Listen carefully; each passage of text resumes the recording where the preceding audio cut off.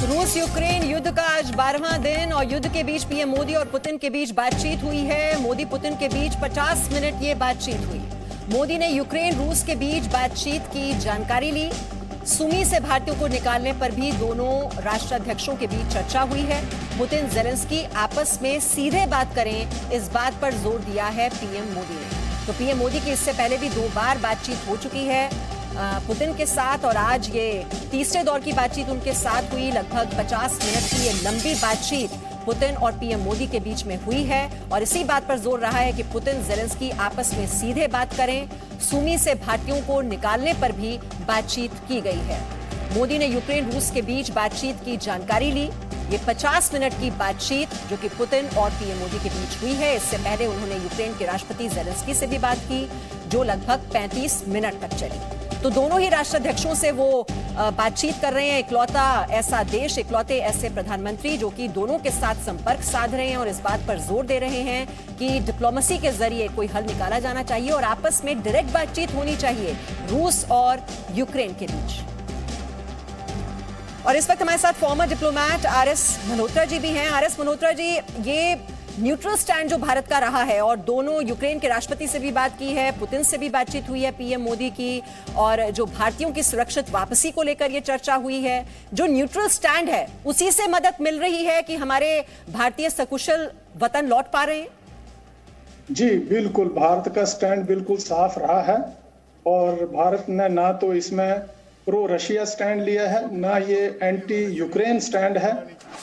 इस स्टैंड को अगर आप हिस्टोरिकल कॉन्टेक्स्ट में देखेंगे तो और भी ये समझने में आसानी रहेगी। और जहां तक भारतीय स्टूडेंट को वापस लाने का सवाल है, इस तरह की बिल्कुल जो बैलेंस स्टैंड है उससे भारत को स्टूडेंट वापस लाने में भी थोड़ी मदद मिली है। आज प्रधानमंत्री जी ने दोनों राष्ट्रपतियों से यानी प्रेसिडेंट जेलेंस्की और प्रेसिडेंट पुतिन से बात की है। उसमें सबसे बड़ा मुद्दा भारत की तरफ से जो बाकी बचे हुए 700 सुमी में स्टूडेंट्स हैं उनको वापस लाने का रहा होगा। साथ में उन्होंने ये दोनों देशों को जताया होगा कि वायलेंस को अवॉइड करें और जितना जल्दी हो सके नेगोशिएटिंग टेबल के ऊपर दोनों साइड वापस आए। जी, और लेफ्टिनेंट जनरल वीके चतुर्वेदी भी हमारे साथ हैं। जनरल चतुर्वेदी, अब नेटो से लगातार अपील कर रहे हैं जेलेंस्की कि हमें सैन्य मदद दीजिए, हथियार तो दिए जा रहे हैं, लेकिन जो वो कह रहे हैं कि यूक्रेनियन एयर स्पेस को नो फ्लाइंग जोन घोषित कर दिया जाए, उससे कदम पीछे क्यों खींच रहे हैं नेटो और अमेरिका? इसके पीछे क्या मंशा है? एक तो no fly zone is totally impracticable. Ukraine NATO का मेंबर नहीं है, तो आज के नेटो के चार्टर के हिसाब से नेटो यूक्रेन में उनकी physical boots on the ground नहीं ला सकता। मदद जो कर रहा है वो बेसिकली एम्यूनिशन, आर्म्स और बाकी जो सपोर्ट मटेरियल है वो उसमें दे रहा है। प्रतिबंध लगाए हैं रशिया के ऊपर, लेकिन मैं समझता हूं कि जेलेंस्की अब समझ रहे हैं कि उनको मोहरा बनाया गया है और नेटो और स्पेशली द यूएस ने अपना जो उनका इंटरेस्ट था वो यूक्रेन के जरिए अपना उसको संभाल रहे हैं। और ये Zelensky because of maybe lack of maturity, उन्हें पॉलिटिकल एक्यूमेन इतना नहीं है, वो इसमें फंस गए हैं। अब उनके पास कोई चारा नहीं है but to listen to the West, the NATO and do what they want them to do. They are बिल्कुल एक अकेले पड़ गए हैं वो, और वो सबसे इसीलिए मदद मांग रहे हैं। मैं समझता हूं कि जो निहत्ते और बूढ़े बच्चे जिनकी जो बेचारे इसमें बहुत समस्याओं से